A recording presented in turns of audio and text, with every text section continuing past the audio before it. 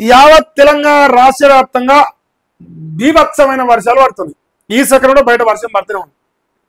So దయచేసి జాగ్రత్తగా ఉండాలి. ఇక మన ప్రభుత్వం అడగాడుతున్న ప్రభుత్వం పట్టించుకోరు.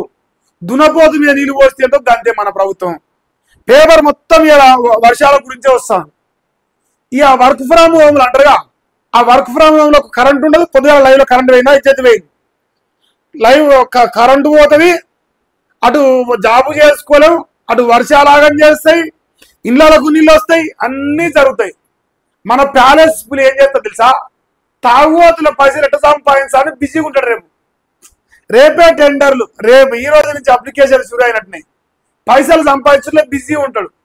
లేదంటే బీసీలను చూతగాలను ఎట్లా వేసి ఓట్లు వేసుకోవాలి రేపు స్థానిక ఎన్నికల్లా అనేది రేపు పొద్దుగా నైట్ వరకు వస్తాడు. మరి ఆర్డినెన్స్ జీవో అంటారుగా బీసీ రిజర్వేషన్, ఈ దాని మీద బిజీగా ఉండు. సో మీకు వర్షం పడ్డా, మీరు సంకనాకిపోయినా, మీరు ఎట్లా పడ్డా మాకు గింత కూడా పరగపడదు. ఏం చేసుకుంటారో చేసుకోరు, మీరు బరాబర్ ఉంటుంది మన లెక్క.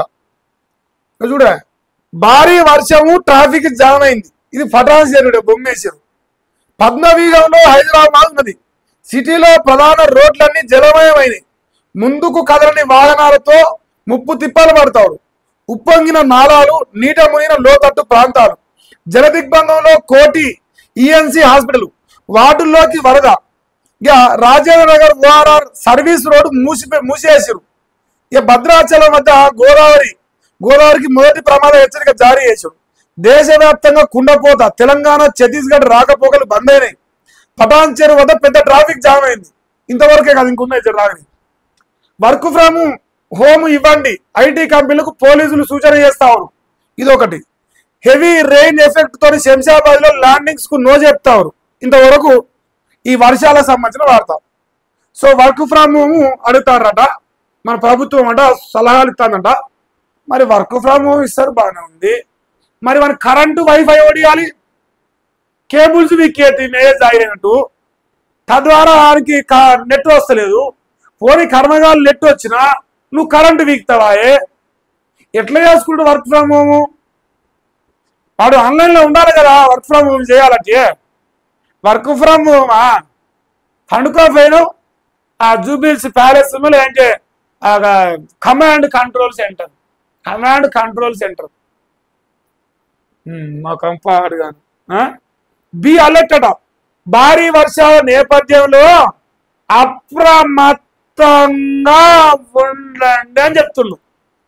అప్రమత్తంగా ఉండాలనా? నువ్వెట్లుంటావు? నువ్వు బీసీ రిజర్వేషన్ల పైన ఆ సారదంతా చేసుట్లా బిజీ ఉండవా? నువ్వు దాంట్లో బిజీ ఉంటే మేము అప్రమత్తంగా ఉండాలనా? తర్వాత వాళ్ళని వచ్చిననుకో గాడి కూడా తీసుకుపోయి వర్షాలలో వరదల్లో వస్తారుగా, కర్మగాలు సరిపోతే వాళ్ళకి ఇచ్చేసేయి. అప్పుడు కూడా జుబ్బా వేసుకొని హాయ్ ఇప్పుడే వచ్చిన అని తిరుగు రోడ్ల పొంట. లోతట్టు ప్రాంతాలను ఎప్పటికప్పుడు పర్యవేక్షించాలి. సిటీలో ట్రాఫిక్ ఇబ్బందులు రావద్దు. ఇది ఏం చెప్పిండే? పటాన్ చెరువు వద్ద పెద్ద ట్రాఫిక్ జామ్. మరి ఏం చేసింది పోలీసింగ్ ఆడ పనిచేయదు. నిరుద్యోగుల కాడ సబ్బండ వర్గాలు బాధపడతా అంటే, ప్రభుత్వం పైన వ్యతిరేకత చూపిస్తా ఉంటే అశోక్ సార్కార్ను గాడ వనికొస్తుంది మన పోలీసింగ్. ట్రాఫిక్ అక్కడ జామ్ కాకుండా చూడమని చెప్పండి. ఆల్రెడీ జామ్ అవుతుంది, ఇంకా చూడమని చెప్పలేదు. అంటే జామ్ అవుతుంది బాగా అవుతుందా లేదా అని చూడమని చెప్పినవా? ట్రాఫిక్ బాగా జామ్ అవుతుందా లేదా అని చూడమని చెప్పినావు. నువ్వు అదే చెప్పు ఉండొచ్చు నాకు తెలిసి. ఇబ్బందులు రావద్దు. సిఎస్ ఉన్నతాధికారులతో సమీక్షలో సీఎం రేవంత్ రెడ్డి. ఇక రేపు ఉదయం ఇంత పొడుగు రాస్తారు. రేవంత్ అన్న పట్టించుకుంటాను, ప్రజల్లోకి ఓ లత్కోరు నా కొడుకు చెప్తాడు. కేసీఆర్ వర్షాలు పడితే ప్రజల్లోకి పోలే. చూసిన రేవంత్ రెడ్డి చాలా మంచిగా పని చేస్తుండు, మీరు అట్లనే పని చేయాలి. నేను ఆ ప్రభుత్వాన్ని ప్రశ్నించిన, ఈ ప్రభుత్వాన్ని ప్రశ్నిస్తా. ఎవరు మన రేవంత్ తెలియదు. రేపు పొద్దున గదే ఉంటుంది రామాయణం. ఇక ఓ లత్కోరు నా కొడుకు కేసీఆర్ ఇంట్లో తినవని మా రేవంత్ రెడ్డి చూసిర్రా, కాలోడు మల్లిగాడు గొల్లిగాడు కట్టుడు ఆరంభించాడు. రేపు పొద్దున అట్నే ఎత్తాడు. జాకీలు పెట్టి లేకపోతే ప్రజలు రావుగా మరి కొడుకులకు కిందంగా జాకీలు పెట్టి లేపాలి. జనం సంఖ్య రాకపోతే ఆరోగ్యాన్ని వాళ్ళు కోటీశ్వర్లు అవుతారు. ఇప్పుడు ఈ తెలంగాణ రాష్ట్రంలో మరి మూసి పచ్చాలలో 1,50,000 కోట్ల ప్రాజెక్ట్ ఉన్నది. 1,50,000 కోట్లు, 1 కిలోమీటర్ 3,000 కోట్ల ప్రాజెక్ట్ అది. అయితే నాకు డౌట్ వచ్చింది, నేను దేవాన్ని చెప్తాను, ఈరోజు చెప్తున్నా. మూసి ప్రక్షాళన చేస్తున్నాడు, ఇలా వర్షం పడ్డది, ఆ వర్షం నీళ్లు ఏమంటారు రోడ్లపై నుంచి మూసి కాలువ కలిసినా కలవలేదా? నాలాలలో మూసీలలో అన్ని వచ్చిన నీళ్లు పోయి లాస్ట్కి అదే మూసీలో చేరుతాయి కదా. మరి శుద్ధి జరిగింది కదా, 1,50,000 కోట్లు మిగిలిపోయి. మరి ఎందుకు 1,50,000 కోట్ల ప్రాజెక్టు బంద్ చేయాలపట్రా? నేను దేవాన్ని చెప్తున్నా, 1,50,000 కోట్ల ప్రాజెక్ట్ అయితే పెట్టిండో అప్పనంగా జనం మింగే ప్రోగ్రాం. ఇలా ఇంత పెద్ద ఎత్తున వర్షాలు పడ్డాయి, రోడ్ల మీద మట్టి చెత్త చెదారం అన్ని ఆ డ్రైనేజీలతో సహా అన్నీ ఉంటాయి, అన్ని కలిపిపోయి మళ్ళీ గదే మూసీలో చేరుతాయి, గదే మూసీలో చేరుతాయి. అప్పుడు ఏం చేస్తాడు, ఇంకో 2,00,000 కోట్లు పెట్టి మళ్ళీ శుద్ధి చేస్తాడు. సంవత్సరం శుద్ధి చేసుకుని వండుతాయి. ఇంకా మా కంపాడు కాదు అది మన అమరావతి పులి. ఇక రేపు పొద్దుగా రాత్రి చూసుకొని చదువుకొని మయన్న తోపు మయన్న తురుము మయన్న మంచోడని రేపు రాసినోనికి రాసినంత చెప్పినోనికి చెప్పినంత పేమెంట్ ఫుల్ రేపు యూట్యూబ్ కుక్కలకు అంతవరకు వాడతా.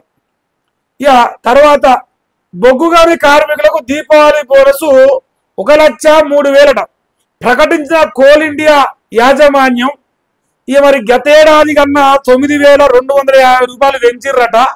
సింగరేణిలో 41,000 మంది కార్మికులకు లబ్ధి జరగబోతుందంట. మరి 1,33,000 బోనస్ వచ్చింది సింగరేణిలో ఉన్న వాళ్ళకు.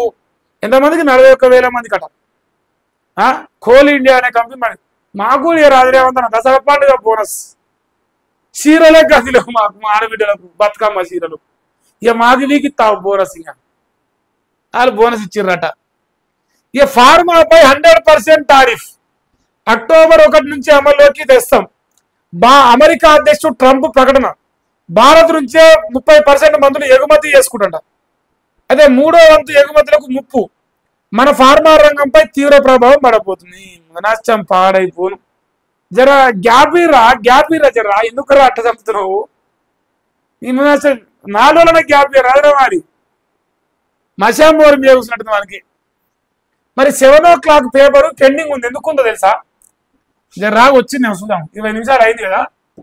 ఎందుకంటే మన పులిట ఇప్పుడు అదే మీటింగ్ పెడతాండుగా. ఏమిరా మన పులి రావాలి కదా, ఈవినింగ్ పేపర్ రావాలి. నేను అందుకే ఎదురు చూస్తున్నా. జీవో గురించి రాస్తారు కదా, రారంటున్నా. ఇవాళ రేపు వస్తారా? రేపు పొద్దుగాల వస్తా. గంట స్వామి ఎన్ని గంటలకు వస్తావు అన్న? జీవో ఇస్తుందా? ఫోన్ చేసినాడు, ఫోన్ చేస్తాడు. మనం పేపర్ రాలేదా? ఈవినింగ్ పేపరు ఆఫ్టర్నూన్ వరకే ఇచ్చింది కాక. ఇక మరి మిగతా చూద్దాం.